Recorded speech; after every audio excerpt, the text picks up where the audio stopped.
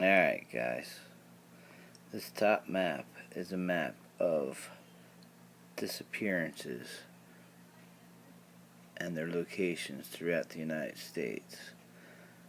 This bottom map is where all the caves are located. Pretty crazy, huh? The yellow is lava caves, the blue is limestone caves. This all up in here, that is your lava caves, and this is your limestone caves. Pretty cool. Alright, gonna keep that in mind. That is just the tip of the iceberg. Now check this out. In January of 1934, the Los Angeles Times reported a story about a mining engineer who had been testing for mineral deposits when he came across a pattern of underground tunnels in the shape of a lizard. The engineer located what he believed to be a large cache of gold tablets. The shaft was flooded with water and the city closed down the project before the engineer could bring his find into the light of day. But some believe these tablets told the history of the underground Mayan lizard people, reptilians, come to Earth to infiltrate the human race. Reptilians, or reptoids, are said to be races of intelligent creatures which come from extraterrestrial worlds or parallel dimensions.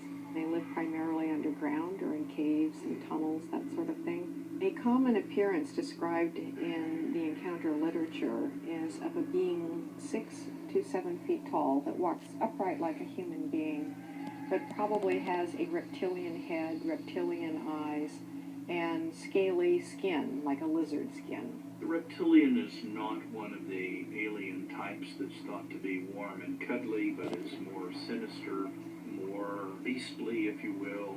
They seem to have great shape-shifting abilities, and we can speculate that they could take on any form through various means in order to disguise themselves.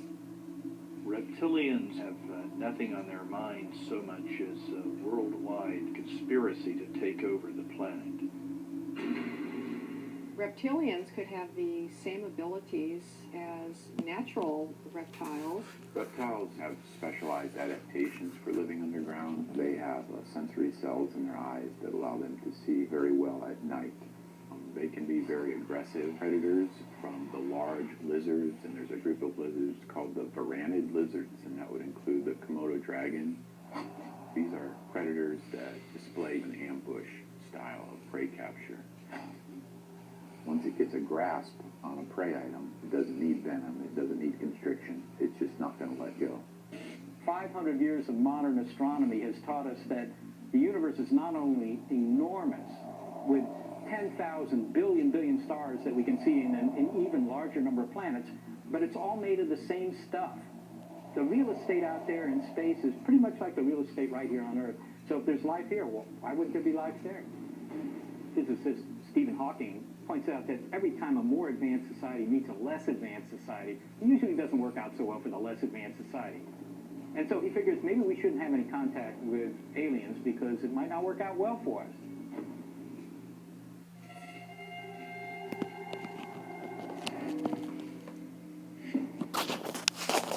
Alright, you saw that one, right? Now, a couple more I want you to check out. Watch this one too. How about you? No. No way. It's coming. 10 more seconds. No. Figures, they're going to put a big ad in this has front no of annual this fee one. on any card. Nag Hammadi, Egypt, December 1945. A farmer discovers a sealed earthenware jar containing 13 leather-bound papyrus books.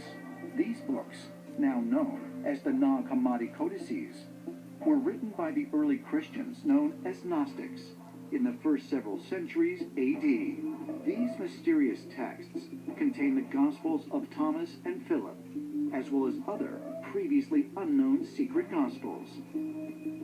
Mixed in with the religious writings are poems, instructions for mystical practice, and a description of the origin of the universe.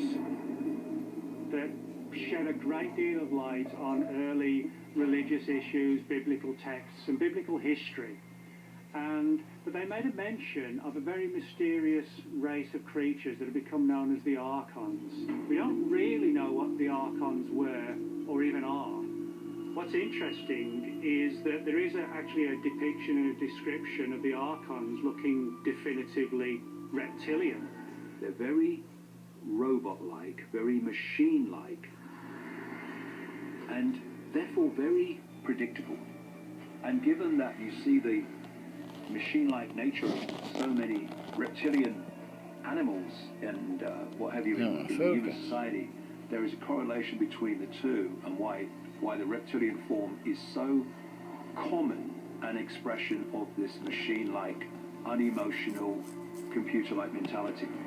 Is it possible the stories of the Archons really are describing reptilian humanoid beings? And might our own so-called reptilian traits really be the product of alien engineering? People focus on the Garden of Eden story in the Bible as if it's a one-off. Look around the world and you'll find similar stories on a similar theme. It seems to be talking about when humans were created, Adam and Eve. I would strongly suggest from my research that actually it's not talking about that at all.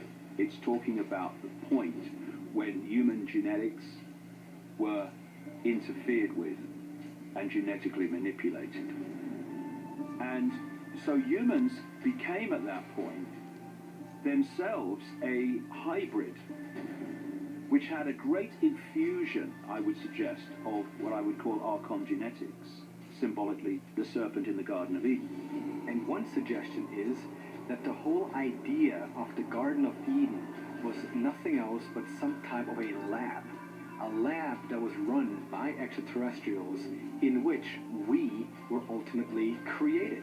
Are human beings really the product of genetic manipulation by extraterrestrial visitors? And were our ancestors some form of reptilian human hybrid? Many ancient astronaut theorists say yes, and they believe that reptilian humanoids not only existed on our planet tens of thousands of years ago, but that they are alive and well and living among us to this day.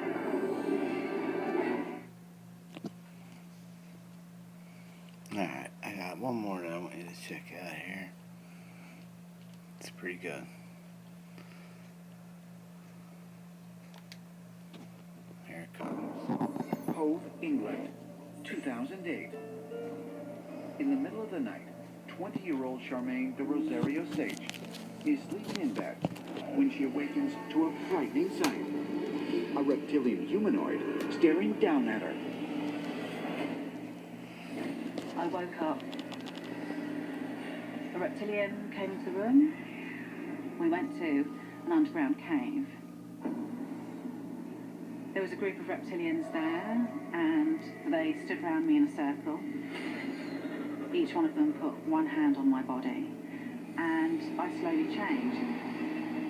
And it was the most amazing, but also sort of bizarre situation to look down at your body and see it morph from your human form into a reptilian form, to see the skin shift from being smooth into scales, and to find that I had a tail. Could Charmaine's incredible story be true? Was she really transformed into a reptilian human hybrid? Charmaine claims she learned from her abductors that all humans today are byproducts of alien genetic manipulation, some more than others. At certain points in our history, different ET races have come to this planet, and they have not manipulated all of humanity, but certain groups. The reason and agenda for alien intelligences to be on this planet manipulating humans and animals is because there are wars out there between different types of intelligences about territory. And that those territorial wars involve populations of created and manipulated life. If reptilian extraterrestrials have inhabited Earth for thousands of years, are they content to continue hiding out underground? Or is the day fast approaching where they will step out of the shadows and announce their presence once again? The Christians are waiting for the return of Jesus. The Jews are waiting for the return of the Messiah. The Islamic community is waiting for the return of Muhammad.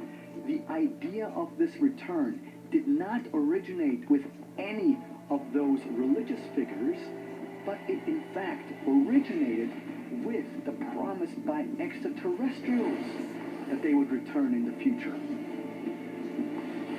Tradition tells us that the army of the Messiah is not to come from heaven, but is to arise from inner earth, and therefore dominate the surface world. Perhaps we are now at this special turning point in our history and the timeline of planet Earth, where the reptilians and the other extraterrestrials will announce themselves.